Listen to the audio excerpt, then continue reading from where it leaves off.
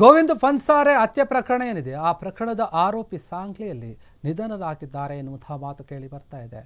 ವಿಚಾರವಾದಿ ಪನ್ಸಾರೆ ಕೊಲೆ ಪ್ರಕರಣ ಏನಿದೆ ಅದು ಪ್ರಮುಖ ಆರೋಪಿಯಾಗಿದ್ದ.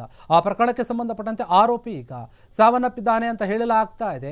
2015ರಲ್ಲಿ ನಡೆದಿದ್ದಂತಹ ಭೀಕರ ಹತ್ಯೆ ಪ್ರಕರಣ ಏನಿದೆ ಆ ಪ್ರಕರಣದಲ್ಲಿ ಆರೋಪಿಯಾಗಿದ್ದ ಸನಾತನ ಸಂಸ್ಥೆಯ ಸದಸ್ಯರಾಗಿದ್ದಂತಹ ಆರೋಪಿ ಏನಿದ್ದಾರೆ ಅವರು ನಿಧನರಾಗಿದ್ದಾರೆ. ಈಗ ಆತ 2015ರಲ್ಲಿ ನಡೆದಿದ್ದಂತಹ ಭೀಕರ ಹತ್ಯೆ ಪ್ರಕರಣ ಇದು. ಸನಾತನ ಸಂಸ್ಥೆಯ ಸದಸ್ಯನಾಗಿದ್ದಂತಹ ಆರೋಪಿ ಈಗ ಸಾವನ್ನಪ್ಪಿದ್ದಾನೆ. 2017ರಲ್ಲಿ ಜಾಮೀನು ಪಡೆದು ಹೊರಗೆ ಬಂದಿದ್ದ ಈ ಆರೋಪಿ ಮಂಗಳವಾರ ಮುಂಚಾನೆ ಮನೆಯಲ್ಲಿನೇ ಅಸ್ವಸ್ಥನಾಗಿ ಬಿದ್ದಿದ್ದಂತೆ ಈತ ಸಾವನ್ನಪ್ಪಿದ್ದಾನೆ. ವಿಪರೀತ ಅಸ್ವಸ್ಥಗೊಂಡಿದ್ದರಿಂದ ಆತ ಮೃತಪಟ್ಟಿದ್ದಾನೆ. ನಿಧನದಲ್ಲಿ ಯಾವುದೇ ಅನುಮಾನಗಳು ಕೂಡ ಕಂಡು ಬಂದಿಲ್ಲ ಇದುವರೆಗೂ. ಗೋವಿಂದ ಪನ್ಸಾರೆ ಹತ್ಯೆ ಪ್ರಕರಣದ ಆರೋಪಿ ಈಗ ಸಾಂಗ್ಲಿಯಲ್ಲಿ ನಿಧನ ಹೊಂದಿರುವಂಥದ್ದು. ಯಾಕಂದರೆ ಈತೆ ಮುಖ್ಯ ಆರೋಪಿಯಾಗಿದ್ದ. ಈ ಒಂದು ಹತ್ಯೆ ಪ್ರಕರಣ ಏನಿದೆ 2015ರಲ್ಲಿ ನಡೆದಿತ್ತು. ಇದಕ್ಕೆ ಸಂಬಂಧಪಟ್ಟ ಹಾಗೆ ಮುಖ್ಯ ಆರೋಪಿಯೊಬ್ಬ ಈಗ ಅಸ್ವಸ್ಥನಾಗಿ ಮನೆಯಲ್ಲೇ ಬಿದ್ದಿದ್ದಂತೆ ಆತ ಸಾವನ್ನಪ್ಪಿದ್ದಾನೆ. ಇದು ಸಹಜ ಸಾವೇ ಅಂತ ಹೇಳ್ತಾ ಇದ್ದಾರೆ. ಬೇರೆ ಯಾವುದೇ ಅನುಮಾನಗಳು ಕೂಡ ಕಂಡು ಬರ್ತಾ ಇಲ್ಲ ಈ ಒಂದು ವಿಚಾರವಾಗಿ.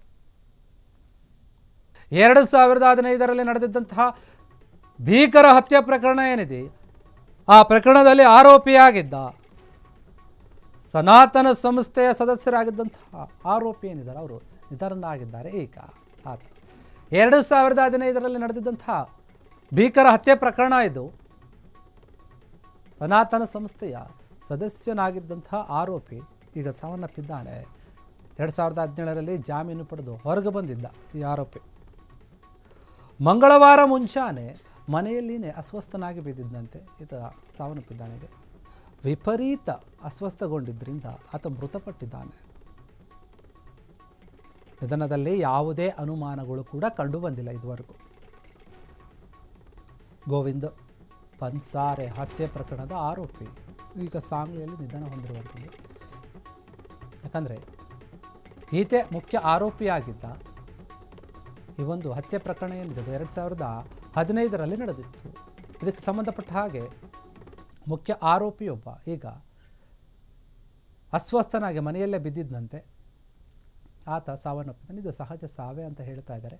ಬೇರೆ ಯಾವುದೇ ಅನುಮಾನಗಳು ಕೂಡ ಕಂಡು ಬರ್ತಾ ಇಲ್ಲ ಈ ಒಂದು ವಿಚಾರವಾಗಿ. ಕ್ಷಣ ಕ್ಷಣದ ಸುದ್ದಿಗಳಿಗಾಗಿ ಫ್ರೀಡಂ ಟಿವಿ ಸಬ್ಸ್ಕ್ರೈಬ್ ಮಾಡಿ, ಲೈಕ್ ಮಾಡಿ ಹಾಗೂ ಫಾಲೋ ಮಾಡಿ. ಹೊಸ ಸುದ್ದಿಗಳ ನೋಟಿಫಿಕೇಶನ್ಗಾಗಿ ಬೆಲ್ ಐಕಾನ್ ಮೇಲೆ ಕ್ಲಿಕ್ ಮಾಡಿ.